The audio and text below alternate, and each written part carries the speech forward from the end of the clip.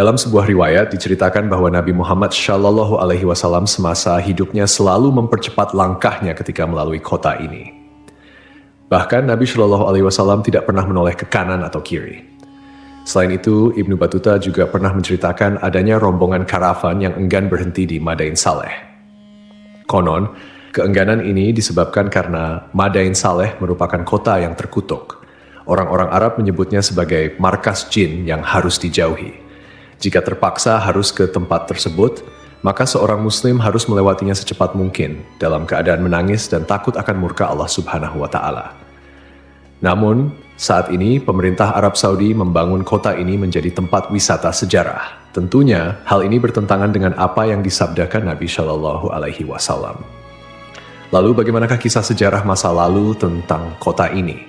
Namun sebelum lanjut, mohon tonton video ini sampai selesai agar tidak ada kesalahpahaman serta dukung kanal ini dengan cara subscribe, like, dan komentar agar kanal ini semakin maju dan berkembang. Terima kasih. Al-Ula atau dikenal juga sebagai Madain Saleh menyuguhkan gurun pasir yang menakjubkan karena dikelilingi oleh gunung dan tebing yang tinggi. Menariknya, tebing tersebut dipahat dan diukir dengan bentuk yang khas. Kaum Tsamud adalah masyarakat yang terkenal dengan keahlian mereka dalam bercocok tanam, beternak, dan arsitektur. Namun, keahlian tersebut membuat mereka sombong dan merendahkan kaum lain.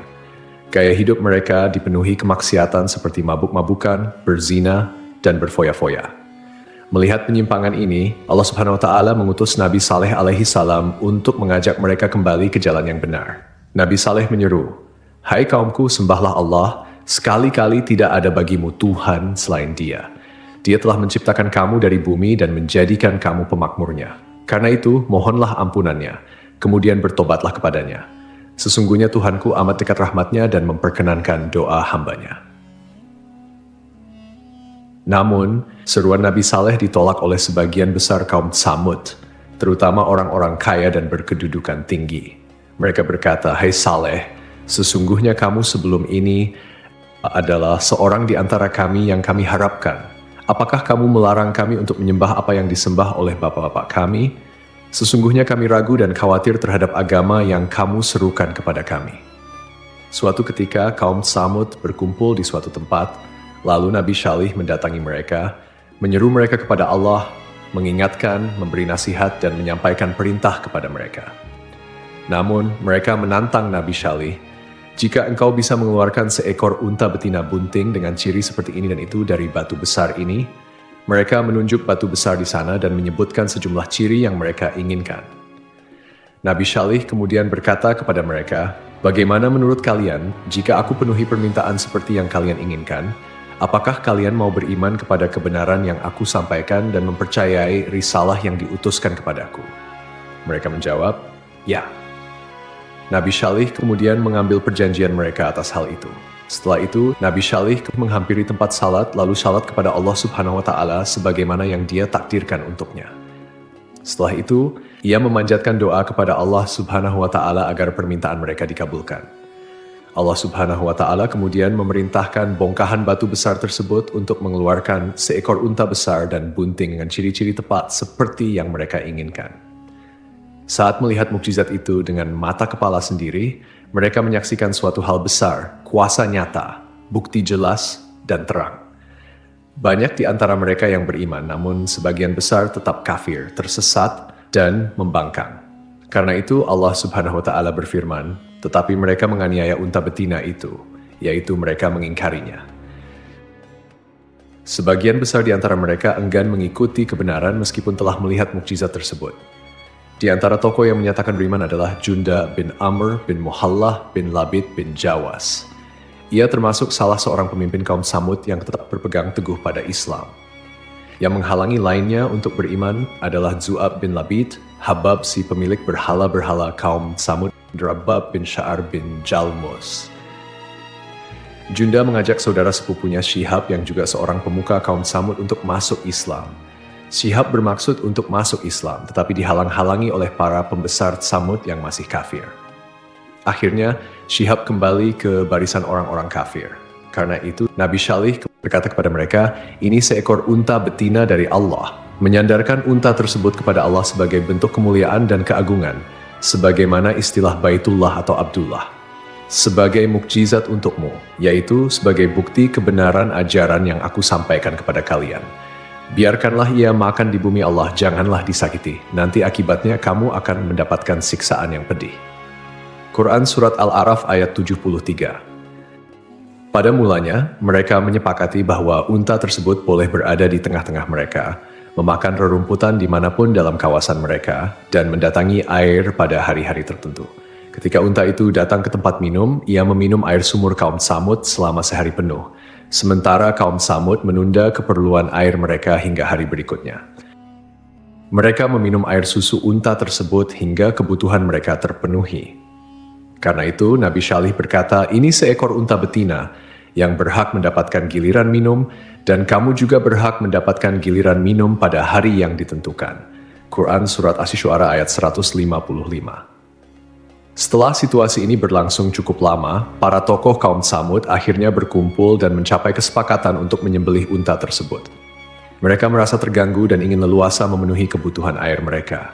Setan pun menghiasi perbuatan buruk ini sehingga tampak indah di mata mereka.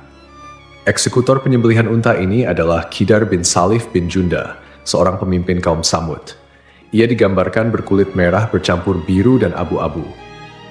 Ada yang menyebutkan bahwa ia adalah anak zina yang dilahirkan di tempat tidur Salif.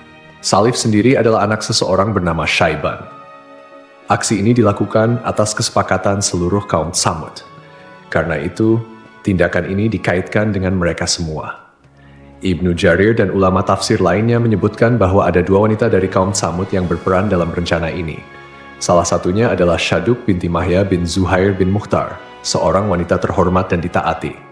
Ia adalah istri seorang lelaki yang telah masuk Islam, tetapi kemudian menceraikannya.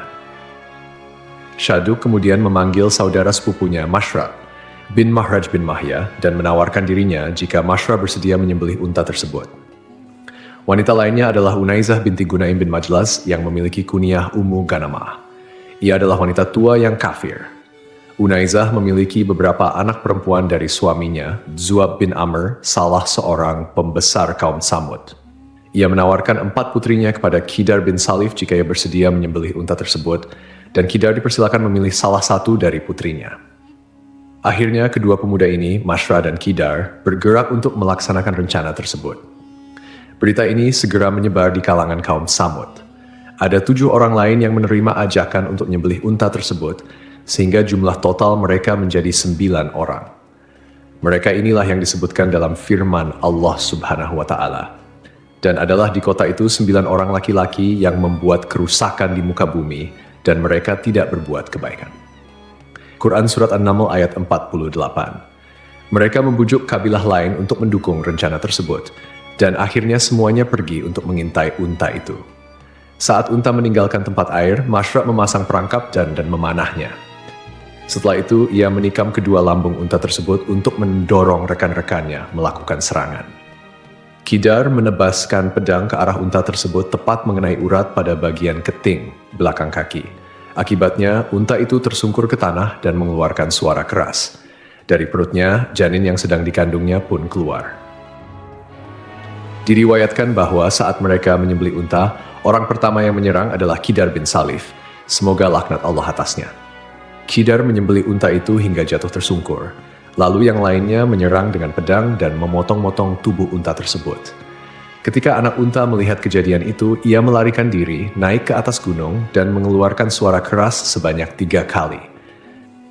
Setelah itu, ia masuk ke dalam bongkahan batu besar dan menghilang di sana. Nabi Syalih berkata kepada mereka, "Bersukarialah kamu semua di rumahmu selama 3 hari." Quran Surat Hud ayat 65. Ancaman ini diberikan setelah mereka menyembelih unta yang merupakan mukjizat dari Allah. Namun kaum Tsamud tetap tidak mempercayai peringatan tersebut. Bahkan pada sore harinya mereka merencanakan untuk membunuh Nabi Syalih. Mereka berkata, "Bersumpahlah kamu dengan nama Allah bahwa kita pasti akan menyerang dia bersama keluarganya pada malam hari." Mereka bermaksud menyerang Nabi Syalih di rumahnya bersama keluarganya dan melenyapkannya. Setelah itu, mereka berencana untuk mengingkari perbuatan tersebut jika para wali Nabi Syalih menuntut keadilan. Mereka berkata, Kemudian kita akan mengatakan kepada ahli warisnya, kami tidak menyaksikan kebinasaan keluarganya itu. Dan sungguh kami adalah orang-orang yang benar. Quran Surat An-Naml ayat 9. Allah Subhanahu wa Ta'ala kemudian mengirimkan bebatuan yang menimpa mereka yang berniat membunuh Nabi Syalih, sehingga mereka semua binasa. Ini adalah bentuk siksaan disegerakan sebelum ajal mereka tiba. Pada hari Kamis, yaitu hari pertama dari masa penantian 3 hari, wajah mereka berubah menjadi pucat pasi, sebagaimana telah diancamkan oleh Nabi Syalih. Pada sore harinya, mereka saling berkata, 1 hari penantian telah berlalu. Pada pagi hari kedua, yaitu hari Jumat, wajah mereka berubah menjadi merah. Pada sore harinya, mereka berkata lagi, 2 hari penantian telah berlalu. Pada pagi hari ketiga, yaitu hari Sabtu, wajah mereka berubah menjadi hitam. Pada sore harinya, mereka berkata, masa penantian telah berlalu. Pada pagi hari Ahad, mereka mengenakan wewangian dan duduk menanti azab yang akan menimpa mereka. Mereka tidak tahu bentuk siksaan yang akan datang atau dari arah mana siksaan itu tiba. Saat matahari terbit, suara menggemuruh datang dari langit diikuti guncangan hebat dari bumi. Nyawa mereka melayang seketika, meninggalkan suasana senyap. Ancaman yang telah disampaikan menjadi kenyataan. Mereka tergeletak di bawah reruntuhan rumah mereka, tidak bergerak dan tidak bernyawa. Para ahli tafsir menyebutkan tidak ada yang selamat kecuali seorang budak perempuan yang lumpuh bernama Kalbah binti Salak. Sumber lain menyebutkan namanya Zari'ah. Ia sangat ingkar kepada Nabi Syalih. Ketika azab datang, ia berusaha melarikan diri dan mencapai salah satu perkampungan Arab. Di sana ia menceritakan kejadian yang menimpa kaumnya. Setelah meminta air minum dan meminumnya, ia pun meninggal dunia. Allah Subhanahu wa Ta'ala berfirman, seolah-olah mereka belum pernah tinggal di tempat itu. Quran Surat Hud ayat 68. Artinya, mereka seakan-akan tidak pernah hidup di negeri itu dengan segala kelimpahan rezeki dan kekayaan. Allah juga berfirman, ingatlah kaum Tsamud mengingkari Rabb mereka. Ingatlah, binasalah kaum Tsamud. Setelah kaumnya binasa, Nabi Syalih berkata kepada mereka sambil meninggalkan negeri tersebut, wahai kaumku, sungguh aku telah menyampaikan amanat Tuhanku kepadamu dan aku telah menasihati kamu. Nabi Syalih menegaskan bahwa ia telah berusaha sekuat tenaga untuk memberikan petunjuk kepada mereka dengan tutur kata, tindakan, dan niat yang tulus.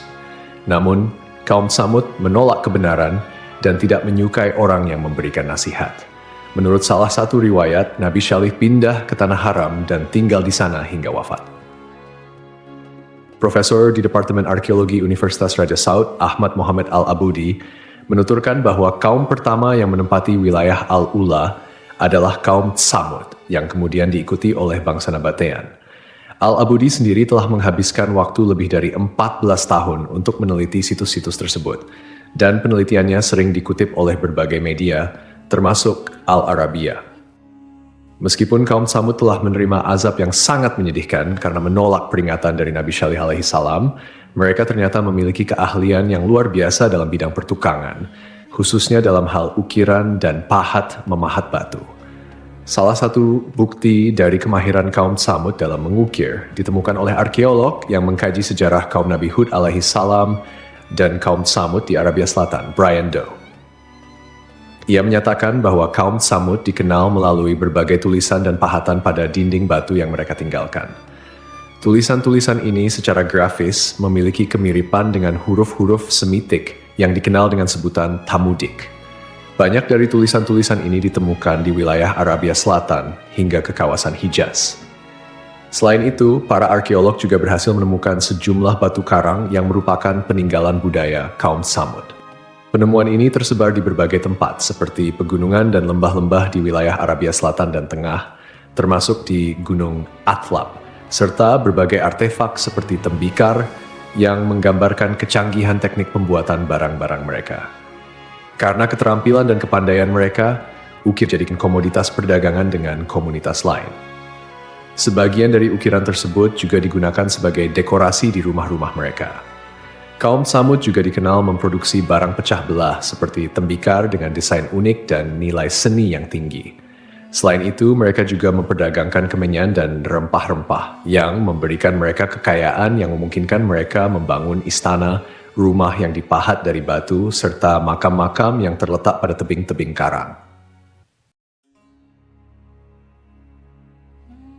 Kota ini, yang kini dikenal sebagai Madain Saleh, berasal dari bahasa Arab yang berarti kota Saleh. Kota kuno ini terletak di bagian utara Hijaz, yang saat ini menjadi wilayah Arab Saudi, sekitar 20 km dari kota Al-Ula. Kaum Samud dan Nabatean, mereka hidup sekitar 3.000 tahun sebelum Masehi, antara zaman Nabi Nuh alaihissalam hingga zaman Nabi Muhammad shallallahu alaihi wasallam. Situs bersejarah ini terletak di barat laut kota Al-Ula, pada posisi strategis di salah satu rute perdagangan kuno yang menghubungkan selatan Semenanjung Arab dengan utara, termasuk Mesopotamia, Suriah, dan Mesir. Jarak antara Madain Saleh dengan kota Madinah sekitar 450 km, sedangkan dari Makkah sekitar 900 km. Perjalanan dari Madinah memakan waktu sekitar 4 jam melalui jalur panjang yang membelah gunung dan gurun berbatu. Madain Saleh dahulu dikenal dengan nama Al-Hijr, yang berarti tempat berbatu, karena lokasinya berupa bukit-bukit berbatu. Nama ini bertahan hingga abad ke-14 Masehi, sebelum seorang wisatawan Andalusia mengganti namanya menjadi Madain Saleh, yang diambil dari nama Nabi Saleh alaihissalam. Jika kita mengunjungi Madain Saleh, kita akan menemukan peninggalan kaum Samud, yang disebutkan dalam Al-Quran sebagai kaum yang ingkar terhadap ajaran Nabi Saleh, hingga akhirnya mendapat azab dari Allah Subhanahu wa Ta'ala. Madain Saleh merupakan gugusan bebatuan pasir yang mengesankan. Bukit-bukit pasirnya memiliki warna beragam, dari merah, kuning, hingga putih. Bukit-bukit tersebut dipahat menjadi rumah-rumah dengan arsitektur yang menyerupai peninggalan Yunani dan Romawi kuno. Sebanyak 132 pahatan ditemukan di bukit-bukit tersebut. Pahatan-pahatan ini digunakan untuk berbagai fungsi seperti rumah, tempat pemujaan, dan makam. Pada tahun 2008, UNESCO menetapkan Madain Saleh sebagai situs warisan dunia. Kawasan ini memiliki luas sekitar 4.000 hektar dan menjadi situs warisan dunia pertama di Arab Saudi. Seiring berjalannya waktu, kota Al-Ula telah mengalami perubahan signifikan, terutama dengan adanya implementasi Vision 2030 oleh pemerintah Arab Saudi. Dulu, Al-Ula adalah sebuah tempat yang tidak dikenal luas, bahkan merupakan tempat yang dilarang untuk dikunjungi oleh Nabi Shallallahu Alaihi Wasallam, seperti yang tercatat dalam hadis-hadis beliau. Namun, kini kota Al-Ula telah berubah menjadi tujuan wisata yang populer, dilengkapi dengan resor-resor mewah dan fasilitas modern. Pemerintah Arab Saudi saat ini tengah mengembangkan kota Al-Ula sebagai destinasi wisata internasional. Komisi Kerajaan untuk kota Al-Ula telah meluncurkan rencana pembangunan untuk wilayah tengah dan selatan yang dikenal dengan nama Path to Prosperity. Inisiatif ini bertujuan untuk menjadikan kota Al-Ula sebagai komunitas perkotaan dengan kualitas hidup yang lebih baik, serta menarik perhatian wisatawan dari seluruh dunia. Pengembangan ini juga sejalan dengan visi Arab Saudi 2030 yang berfokus pada transformasi ekonomi dan menjadikan negara ini sebagai tujuan wisata. Dari Ibnu Umar yang menuturkan, saat Rasulullah dan pasukan singgah di Tabuk, beliau singgah di Hijr, di dekat rumah-rumah kaum Samud. Orang-orang mengambil air dari sumur-sumur yang dulu digunakan kaum Samud. Dengan air itu, mereka membuat adonan, kemudian mereka memasang tungku. Rasulullah kemudian memerintahkan untuk menuangkan seluruh isi tungku dan memberikan adonan-adonan tersebut kepada unta. Setelah itu, beliau berlalu hingga singgah di sumur yang dulu digunakan unta Nabi Shalih untuk minum. Beliau melarang memasuki tempat-tempat suatu kaum yang pernah tertimpa siksa. Beliau bersabda, "Sungguh aku khawatir jika kalian tertimpa azab seperti yang pernah menimpa mereka." Rasulullah juga bersabda saat berada di perkampungan Hijr, "Janganlah kalian memasuki tempat-tempat mereka yang pernah tertimpa azab itu, kecuali dengan menangis. Jika kalian tidak menangis, jangan memasuki tempat-tempat mereka agar kalian tidak tertimpa azab seperti yang pernah menimpa mereka." Lantas, apa hukumnya Muslim mendatangi Al-Ula atau Madain Saleh? Ada beberapa kebingungan mengenai kota Al-Ula dan Madain Saleh. Keduanya merupakan dua lokasi yang berbeda, tetapi letaknya berdekatan dengan jarak tempuh sekitar 25 hingga 31 km. Ulama Arab Saudi, Sheikh Asim Al-Hakim, ketika mendapat pertanyaan tersebut, mengatakan bahwa Madain Saleh adalah daerah yang dilarang Rasulullah untuk didatangi. Jika terpaksa harus ke tempat tersebut, maka seorang muslim harus melewatinya secepat mungkin dalam keadaan menangis dan takut atas murka Allah. Namun daerah ini harus didefinisikan dengan jelas, karena saat ini Madain Saleh adalah nama yang diberikan untuk seluruh wilayah. Daerah yang ditimpa azab dan siksa Allah adalah daerah yang terbatas. Oleh karena itu, seseorang harus bertanya kepada ahli tentang lokasi tersebut, di mana daerah ini bermula dan di mana berakhir. Inilah daerah yang tidak boleh dimasuki atau didekati. Selain itu, tidak masalah, jelas Sheikh Asim Al-Hakim. Tidak semua daerah Al-Ula atau Madain Saleh tertimpa azab Allah yang diturunkan kepada kaum Tsamud. Oleh karena itu, penting untuk mengetahui batasannya, mana daerah yang dilarang dan mana yang diperbolehkan untuk dimasuki. Daerah yang terkena azab Allah jelas tidak boleh dimasuki. Wallahu alam. Bagaimana pendapat sahabat sekalian? Tulis di kolom komentar.